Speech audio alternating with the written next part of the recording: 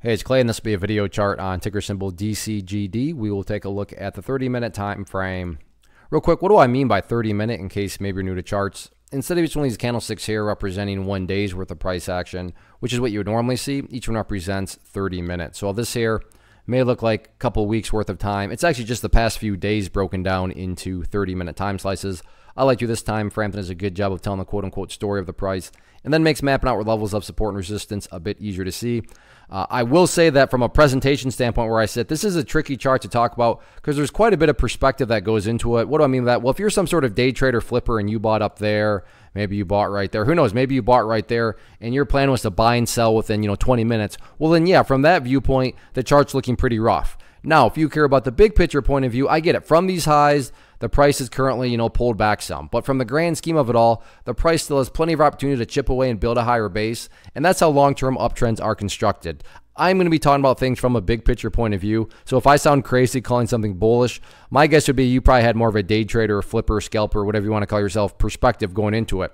And the reason for all of that, and by no means am I saying this is what's going to occur, but just to really kind of simplify this point. So I'm going to get rid of these lines here. Again, not saying this is what's going to occur, but really just to try to drive home the fact that this overall trend is still actually quite bullish. Let's say that an even deeper pullback happens and the price ultimately comes all the way down here at a 0.013, and then when it gets down there, behaves in that manner and then starts to work its way back upwards. Now, emphasis here on big picture. From the big picture perspective, what would you still have if that were to occur? Well, you'd have a set of lows right there. You'd have lows right there.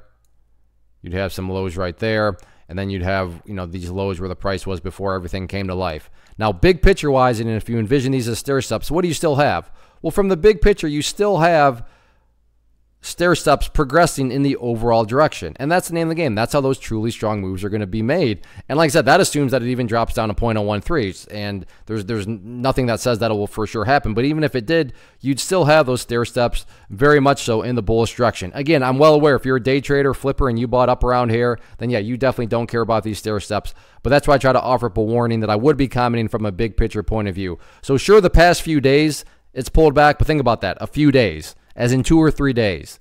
But looking at multiple days, looking at multiple weeks right here, you can see the price still has plenty of opportunity to chip away and build a higher base. So let's see if the bulls can get that done or not.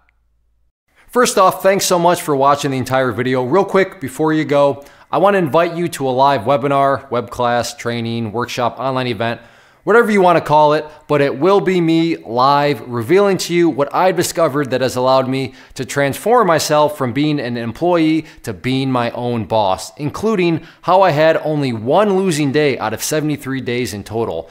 I'm going to cover 3 keys that have helped me unlock profitable consistency within the markets. The first key is super weird, but in a productive type of way. The second key is super awesome because it quite literally is wired into our DNA as humans, making it very easy to use. But in a cruel way, this becomes a pitfall for many traders. I'll explain it all though, including how to avoid the pitfall that it creates for some. And yeah, the third key, when you hear it, sounds way too good to be true, but it's not, and I'll show you how it all works. Then at the end, I open it up for a question and answer session that is, again, totally live. Even if you can't make the live session, please still sign up as it will be recorded, and you can go back and watch the replay that I will send you.